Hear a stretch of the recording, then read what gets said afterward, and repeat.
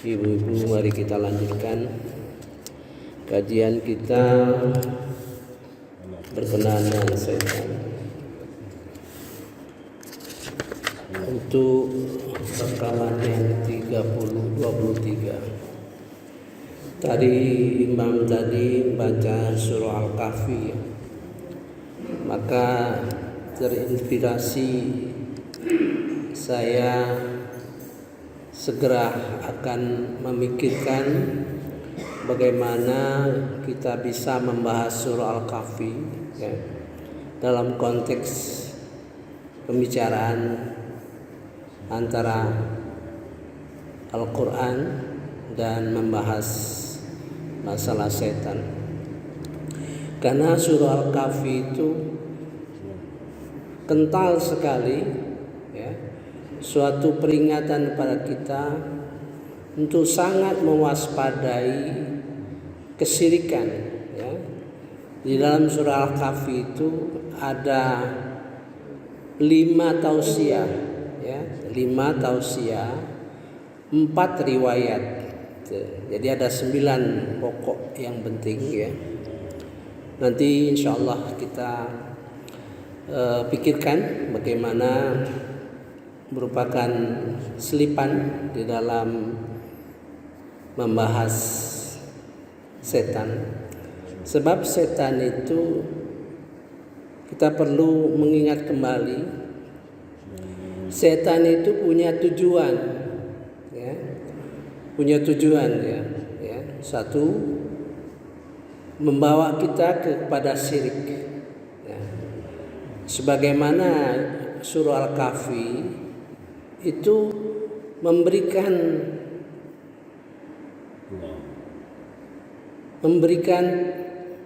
warning, suatu peringatan kepada kesyirikan yang luar biasa.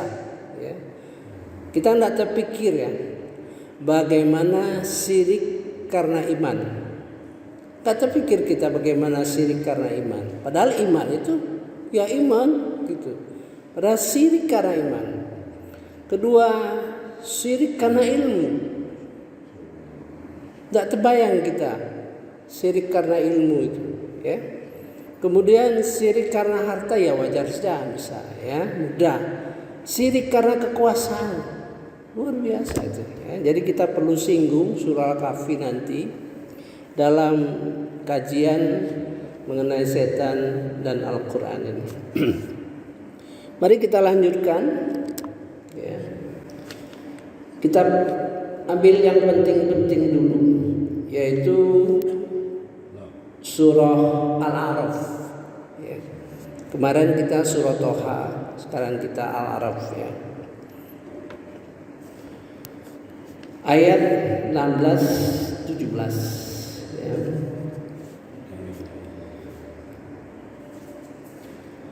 A'udzubillahi minasyaitonirrajim. Bismillahirrahmanirrahim.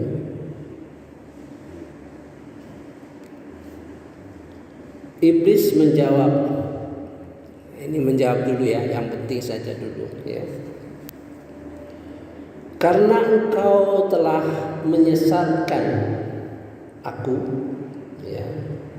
pasti aku akan selalu menghalangi mereka dari jalanmu yang lurus. Jadi iblis bertekad, dia akan menyesatkan kita. Ini tekad kuat ini. Kita nanti bahas ayatnya itu, kata per kata itu. Jadi bukan tekad yang sederhana saja,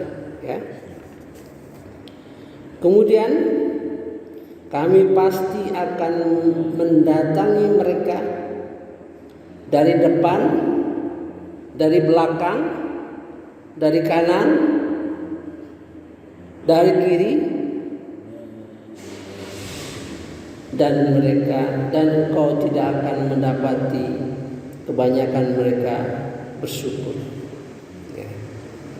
Jadi target dia itu, Nah, kita rinci sekarang, target setan itu dia ingin mencapai yang paling tinggi, Kalau sudah tercapai yang paling tinggi itu sudah top. Ya. Biasanya kalau sudah top begitu yang lain tidak diganggu.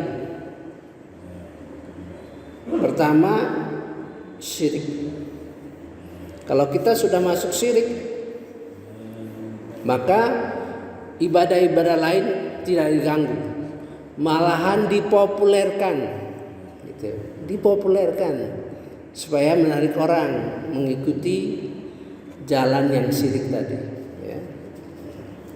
Kedua, kita digiring kepada ibadah yang bid'ah. Saya tidak membicarakan bid'ah itu yang mana, tidak. Ya. Itu persoalan yang sensitif. Bagi kita harus berilmu. Ya. Jadi kalau kita melakukan suatu harus ada dasarnya. Seperti yang disampaikan Ustaz Aikin, jangan ikut-ikutan aja.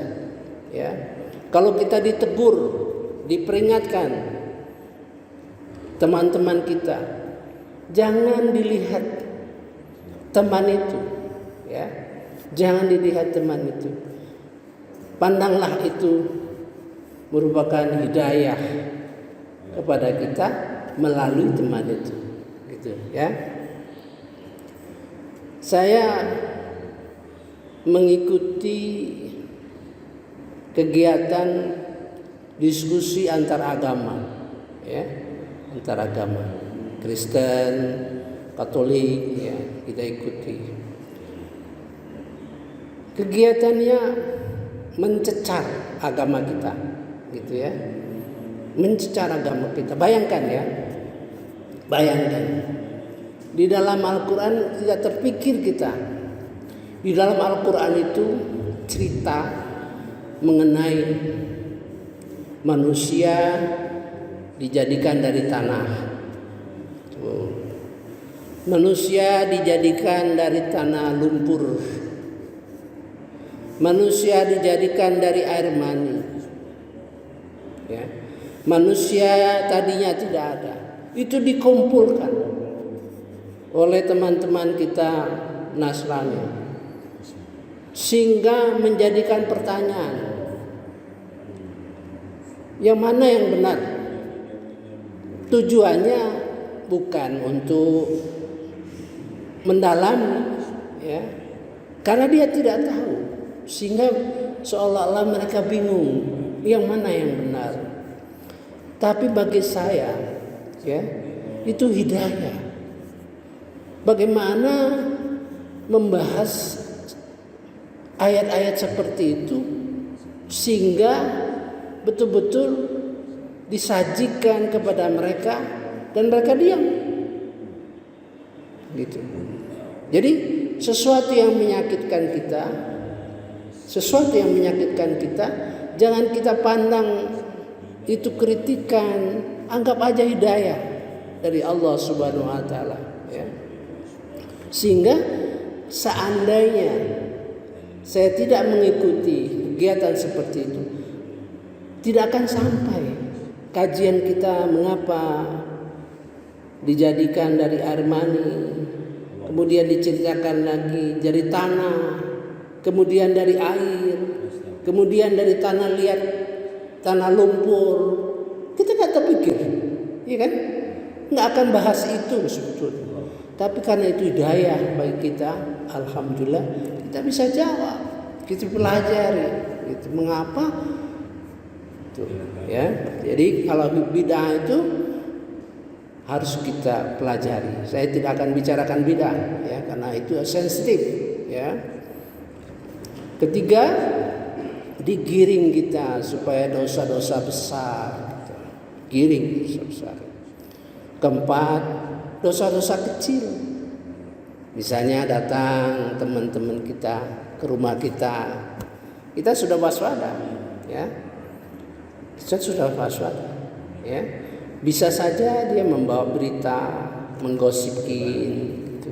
Kita harus waspada, ya. Keempat, kelima yang terakhir, kita digiring untuk jadi apa-apa yang kita lakukan sia-sia, sehingga akhirnya nanti ya pada waktu kita pengadilan kita banyaklah dosa daripada pahala gitu ya. Nah, itu seluruh gerakan-gerakan setan mengarah ke situ. Kita ingat seluruh gerakan setan itu mengarah ke tujuan tadi ya. Itu tujuan tadi itu disarikan oleh para ulama ya, disarikan oleh para ulama. Kembali ayat 16 17 ya.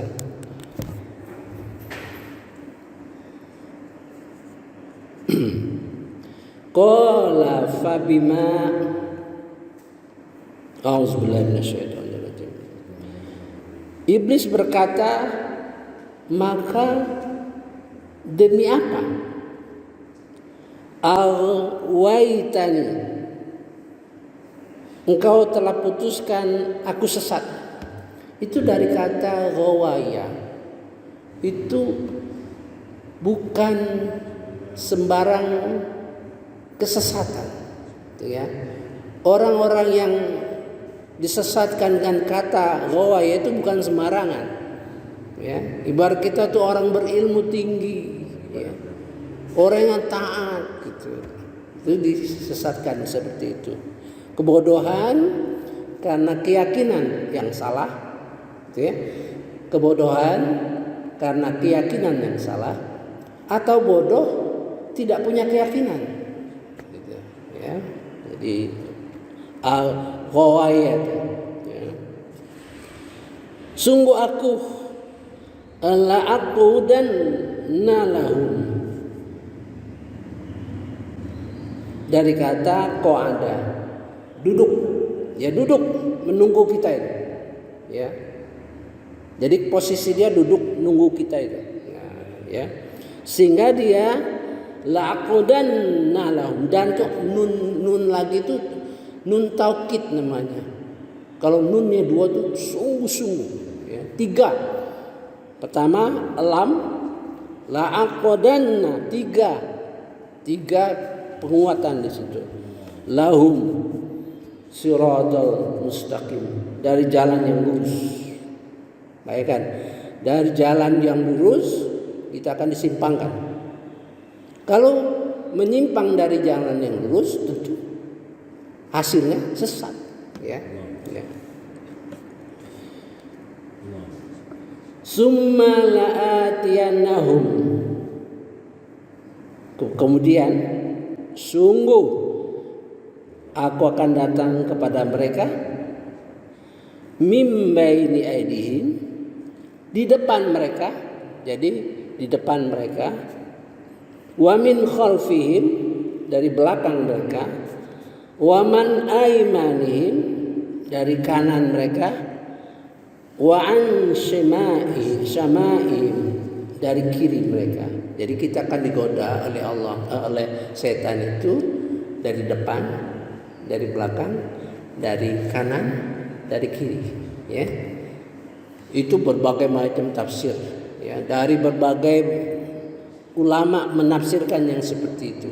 Tapi sementara kita menafsirkan itu artinya segala cara kemampuan setan untuk menggoda kita ya. Mengapa tidak dari atas? Mengapa tidak dari bawah? Ya kan, itu pertanyaan ulama itu ya. Terus di atas itu teringat ulama pada waktu Nabi mendapat wahyu ya, dia bertanya dengan pamannya Khadijah ya, Waraqah ya. Terus Waraqah itu nanya Rasulullah SAW itu, dia datang dari mana? Dari atas. Kalau atas itu malaikat ya. Dari situ bisa simpulkan bahwa dari atas itu tidak mungkin setan dari atas. Insya Allah kalau kita mati nanti ya, digoda itu setan, kita bisa tahu ini malaikat atau setan yang datang. Ya insya Allah mungkin terbuka bagi kita bahwa yang datang dari atas. Malaikat itu datang dari atas. Nanti waktu kita mau wafat, malaikat akan datang dari atas, ya. Dan dari bawah tidak, karena tempat kita bersujud. Jadi sujud selalu, ya. Itu. Wala tajidu aktsaruhum syakirin. Dan engkau tidak akan dapati kebanyakan dari mereka bersyukur. Itu, ya. Saya kira satu saja saya berikan contoh. Kalau dari depan ada pendapat ulama bahwa sesuatu yang kita sedang hadapin, ya.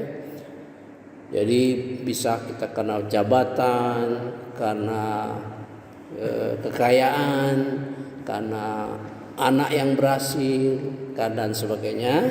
Itu malah dicoba, ya, dicoba oleh setan supaya kita antara lain sombong dan sebagainya, ya. Nah, terus kalau di belakang, dari belakang, kira-kira kehidupan kita tahu semua akan meninggal dunia. Tahu semua orang meninggal. Keyakinan yang 100% percaya adalah semua meninggal. Bahkan orang ateis juga meninggal.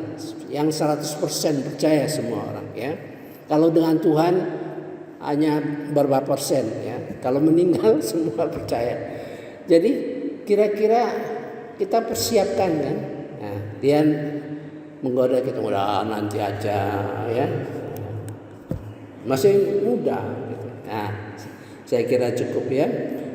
Subhanakallahumma wa bihamdika asyhadu an la ilaha illa anta astaghfiruka wa atubu ilaik. Wassalamualaikum warahmatullahi wabarakatuh.